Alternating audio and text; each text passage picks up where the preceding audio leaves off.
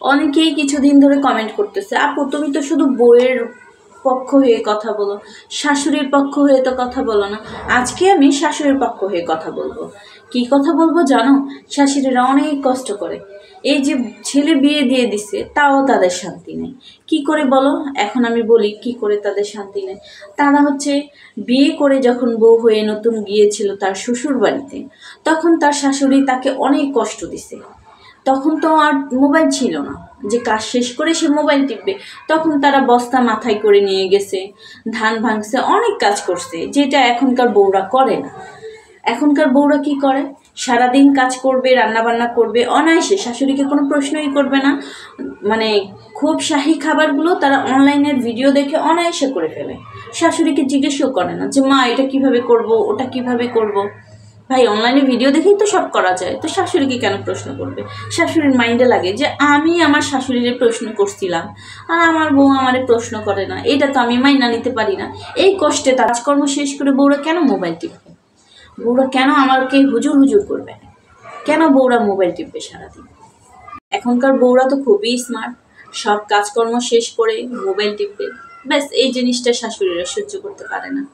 এই জন্যই হচ্ছে শাশুড়িদের কষ্ট কম হচ্ছে না।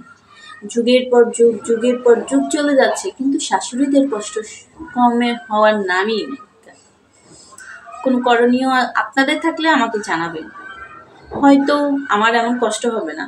কারণ আমি তো এখনকার জেনারেশন, আমি যেহেতু মোবাইল টিপছি, আমার ছেলের বউ নিশ্চয়ই মোবাইল টিপবে, বা পরবর্তীতে আরও নতুন কিছু আবিষ্কার হবে, সেটা নিয়ে ব্যস্ত থাকবে সব কাজকর্ম করেও। তা আমার এত কষ্ট হবে না, যেহেতু আমি নিজে কষ্ট করতেছি না, তা আমারও তো কষ্ট হবে না, নাকি বলেন আপনারা? এখন এই ধরনের শাশুড়িদের কষ্ট তো কমাইতে পারবো না।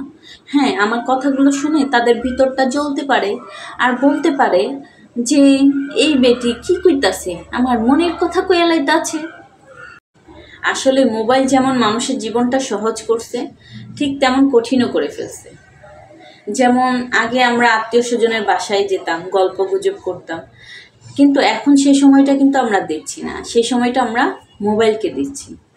আগে আমরা বড়দের সাথে কথা বলতাম, ভালো মন্দ পরামর্শ নিতাম, আর এখন কত অ্যাপ বের হয়েছে ভাই, এটা পারতাছি না, চ্যাট জিপিটি তুমি এটা সমাধান করে দাও। একটা অ্যাপ্লিকেশন লাগবে, চ্যাট জিপিটি তুমি করে দাও। বা অনেক এআই অ্যাপ আছে যেটা দিয়ে আমরা অনায়াসে কঠিন কাজগুলো সহজে করে নিতে পারছি। তো এখন আমাদের বড়রা আর প্রয়োজন নাই, তাই হয়তো বড়রা কষ্ট পাচ্ছে। তাই ভেবে আপনারা কষ্ট পাবেন না, জীবনটা সহজ হয়ে গেছে, ভালোভাবে ব্যবহার করেন। অনেকেই বলে যারা ভিডিও করে তারা নাকি অনেক দুষ্ট, ফাজিল। তো আমি তাদের বলছি, আপনারা যে ভিডিও দেখেন সারাদিন, আপনারা কোন দলের? ফাজিলের দলের নাকি ভালোর দলের? তো কাউকে নিয়ে মন্তব্য করবেন না, মন্তব্য করার আগে এটা ভাববেন যে আপনি কোন দলের। মন্তব্য করলে ভালোটা করবেন, আর না করলে করার প্রয়োজন নেই। ভাই আপনার মন্তব্য লাগে কে বয়ার ইস্ত্রে ভাই, আপনি মন্তব্য করলে করেন, না করলে মুড়ি খান।